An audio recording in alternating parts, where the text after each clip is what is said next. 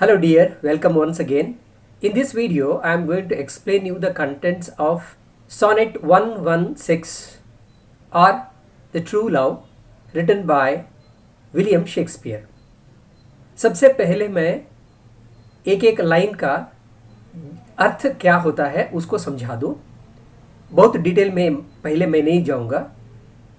अगर आपको डिटेल में चाहिए तो दूसरे भाग में मैं एनालिसिस के साथ उसको एक्सप्लेन करूंगा, क्योंकि कुछ लोगों को उसका ज़रूरत नहीं होता, इसलिए पहले से उसको लंबा खींचना कोई अच्छा नहीं लगता। इसलिए जो है just I will give you the explanation of each line. सबसे पहले हम ये समझें कि इस कविता किस लिए लिखा गया। इतना जानकारी तो आपको ज़रूरी है। शेक्सपियर इसमें सच्चा प्यार क्या है, झूठा प्यार क्या है, इसके बारे में लिखा हुआ है। तो सच्चा प्यार कैसे होता है या कैसे नहीं होता, किसको हम सच्चा प्यार कहें, किसको झूठा कहें, तो कवि उसको व्याख्या करते हैं और एग्जाम्पल्स के ज़रिए आपको अच्छी तरह से समझाते हैं सच्चा प्यार क्या है। उसके बाद में लास्ट में आपको एक चैलेंज देते हैं कि अगर ये गलत साबित हुआ तो वो लिखना ही छोड़ देंगे।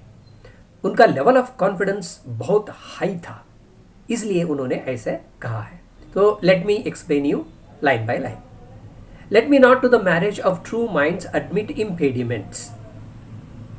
एडमिटिंग इम्पेडिमेंट्स मीन्स अवरोध डालना, बाधा डालना। तो यहां कहते हैं marriage of true minds. The word marriage suggests that it is a union of two bodies, that too a male and a female. But here he says marriage of true minds. So a suggestion is there inside itself that it is two people connected emotionally. It may be a male and a male, or a female and a female, or male and a female. कुछ भी हो सकता है, व्यक्ति है बस, कोई आदमी औरत के बारे में यहां उन्होंने नहीं लिखा। इसका राज क्या है मैं आपको एनालिसिस में बताऊंगा क्यों उन्होंने ये लिखा है। आगे कहते हैं कि admit impediments. Admitting means allowing, admit impediments allowing the obstacles, putting obstacles, अवरोध डालना, विरोध करे या अवरोध डाले, तो कोई खुद करे या दूसरों से करवाएं। तो इसका मतलब ये हुआ कि अगर दो व्यक्ति मन से प्यार कर रहे हैं तो वहां कोई भी प्रतिरोध नहीं डालना, अवरोध नहीं डालना, बाधाएं नहीं पहुंचाना। Next, love is not love which alters when it alteration finds. Alteration means बदलाव। अगर कोई प्यार कर रहा है, उसको एक अगर और मौका मिला बदलने के लिए, अगर कोई और अच्छा लगा या और अच्छी लगी तो उसको वो चेंज कर दिया, तब ये सच्चा प्यार नहीं होता।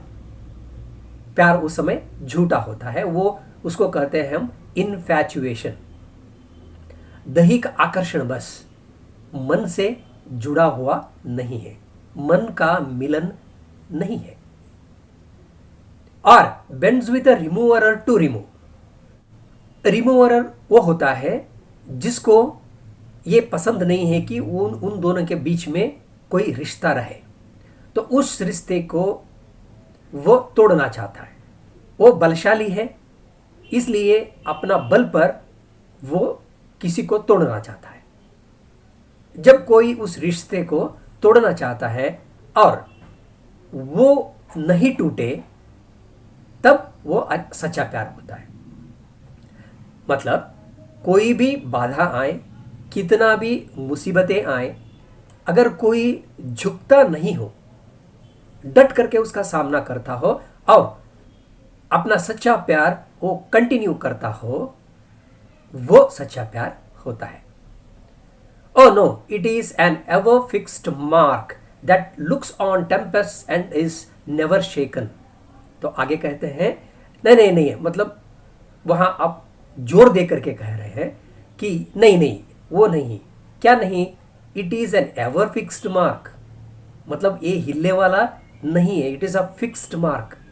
तो वो एक अच्छा उदाहरण देते हैं, तुलना करते हैं कि किसे, बंदरगाह में एक स्तंभ होता है, उसको लाइट हाउस कहते हैं।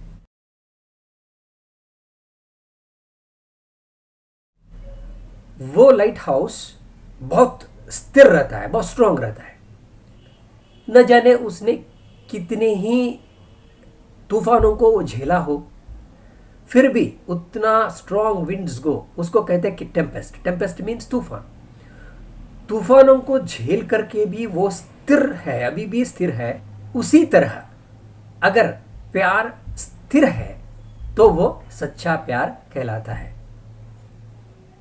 आगे कहते हैं, it is a star to every wandering bark whose worth is unknown although his height be taken. तो यहां स्टार मतलब ध्रुव तारा।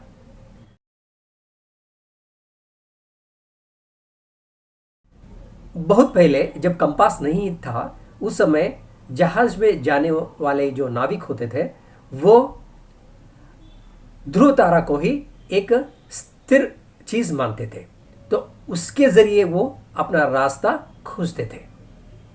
तो इसलिए ध्रुव तारा ही उनका एक गाइडिंग फोर्स हुआ करता था।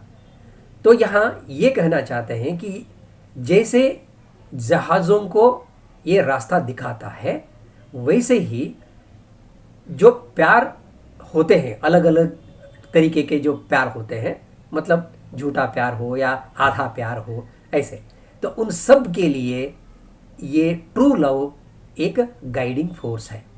मतलब इसको देख करके दूसरे लोग इसका अनुसरण करें। Love is not times fool,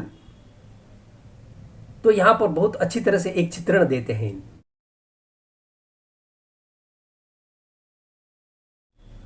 time को यहां एक व्यक्ति के रूप में माना गया। टाइम्स फूल मतलब पहले जमाने में क्या होता था, जो लैंडलॉर्ड्स होते थे यूरोप में, वो अपने साथ में एक जोकर को रखते थे। तो उसका काम यही होता था कि उसका मालिक को वो एंटरटेन करे। तो वो हमेशा जो मालिक चाहता है वो करता था। इसलिए टाइम्स फूल मतलब टाइम जो चाहता हो वही करने वाला, एक ये मीनिंग निकलता है। और दूसरा इंटरप्रिटेशन ये हो सकता है कि उस जमाने में कठपुतली को फूल कहते थे, तो ये भी हो सकता है कि ये कठपुतली नहीं है, समय नाम का आदमी का एक कठपुतली नहीं है। क्या नहीं है? सच्चा प्यार। सच्चा प्यार इसका कठपुतली नहीं है।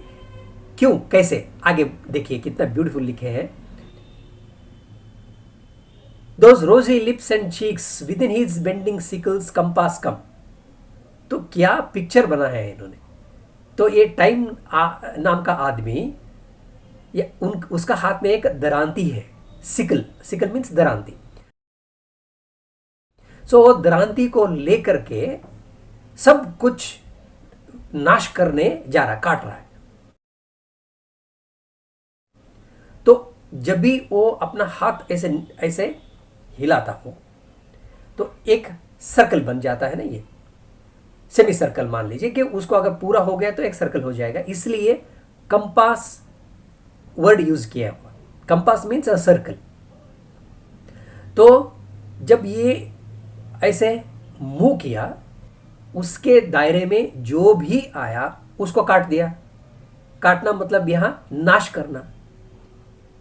तो उसका गूढ़ार्थ ये है कि समय ऐसा एक डिस्ट्रॉयर है, ऐसा विनाशकारी है, वो जो भी उसके दायरे में आते हैं उन सब को वो नाश करता है। तो उसके लिए बहुत ब्यूटीफुल एग्जाम्पल इन्होंने दिया। जैसे युवावस्था में लड़कियों का गाल और होंठ रोजी होते हैं, रोजी मतलब गुलाबी। तो वो गुलाबी होंठ या गुलाबी गाल ऐसे ही रहते हैं क्या? वो तो बदलेंगे। देखिए उसका हालत क्या हो जाता है। The lips become pale and the cheeks becomes wrinkled, मतलब सूखा सूखा होकर के उनमें लाइंस आना शुरू हो जाता है। तो ये किसका काम है?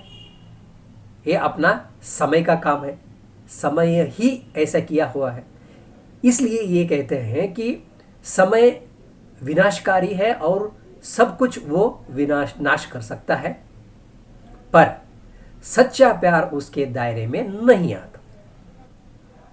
सच्चा प्यार को समय कुछ नहीं कर सकता, कुछ नहीं बिगाड़ सकता उसका। ये है मीनिंग इसका।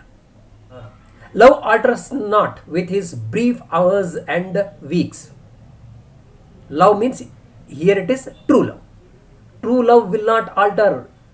सच्चा प्यार कभी बदलता नहीं है। ये समय का जो छोटे छोटे चीज है, अंग है, ये कुछ नहीं बिगाड़ सकता। सच्चा प्यार उसके दायरे में कभी नहीं आ सकता। But bears it out even to the edge of the doom. bears it out means holds on. वो पकड़े रहता है। कब तक? To the edge of the doom. Doom means death.